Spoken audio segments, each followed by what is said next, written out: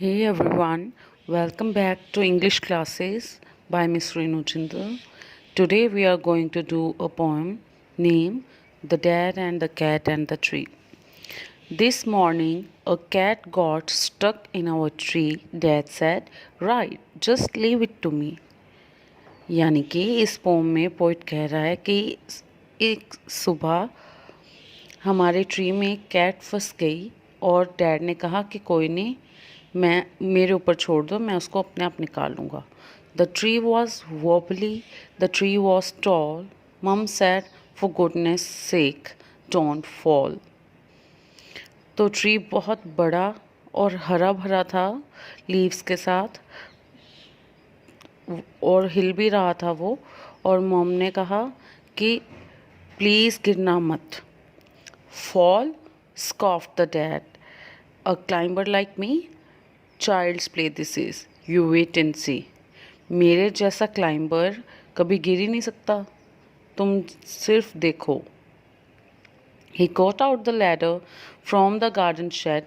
It slipped. He landed in the flower bed. उसने उसने किसने फादर ने लैडर निकाली, सीढ़ी पौड़ी बोलते हो जिसको पंजाबी में आप लोग, वो निकाली गार्डन शेड यानी गार्डन में जो एक शेड बना होता है वहाँ से. और वो लैडर जो है खिसक गई और वो गिरा फ्लावर बेड के ऊपर. कौन गिरा? Father. Never mind said dad, brushing the dirt off his hair and his face and his trousers and his shirt. Dad ने कहा कि कोई बात नहीं. फिर उन्होंने अपने बालों से, फेस से, ट्राउज़र्स से, शर्ट से मिट्टी को झाड़ दिया. Will try plan B, stand out of the way. Mum said don't fall again, okay. तो फादर ने कहा कि अब हम प्लान बी ट्राई करेंगे, दूर हो जाओ थोड़ा सा. मम ने कहा अब इस बार मत गिरना. Fall again, said Dad. Funny joke. Then he swung himself up on a branch it broke. Dad ने कहा कि दोबारा ना गिर जाऊँ, क्या मजाक कर रहे हो.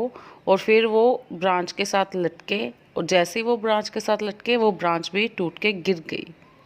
Dad landed well back on the deck. Mum said, Stop it, you'll break your neck. Dad दोबारा से नीचे गिरे. मम ने कहा कि बस करो, अब तुम अपनी गर्दन तुड़वा लोगे. Rubbish, said dad. Now will try plan C, easy as winking to a climber like me. Dad ने कहा अब नहीं तुड़वा सकता मैं, तो हम प्लान सी ट्राई करेंगे. ये तो पलक झपकने जितना ईजी है मेरे जैसे क्लाइंबर के लिए. Then he climbed up high on the garden wall. Guess what, he didn't fall. फिर वो गार्डन वॉल के ऊपर चढ़े और इस बार वो गिरे नहीं. He gave a great leap and he landed flat in the crook of the tree trunk right on the cat. उन्होंने एक ऊंची सी छलांग मारी और वो ट्री के ऊपर गिरे ट्री ट्रंक के ऊपर, कैट के पास. The cat gave a yell and sprang to the ground. Cat ने चिल्लाया और वो नीचे गिरी. Pleased as punch to be safe and sound. बिल्कुल खुश, सेफ एंड साउंड, सही सलामत. So it's smiling and smirking, smug as can be, but poor old dad still stuck up the tree. Cat जो नीचे आ गई वो स्माइल कर रही थी, खुश थी, ठीक है, हेल्दी थी, लेकिन बेचारे डैड वो अभी भी ट्री पे फंस गए. तो इस तरीके से ट्री से कैट को बचाने के चक्कर में बेचारे डैड जो है ट्री पे जा फंसे. Okay, I hope this poem is clear to you. इस पोम में हमने क्या क्या ऑब्जर्व करा? एक तो इसकी rhyming scheme which is A for every stanza. There are small stanzas of 2 lines, we can say, or you can divide it like a 4-line stanza.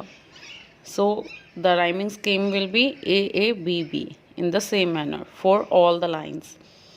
Okay, and what literary device is used in this poem? There is alliteration like smiling and smirking, smug as can be, right?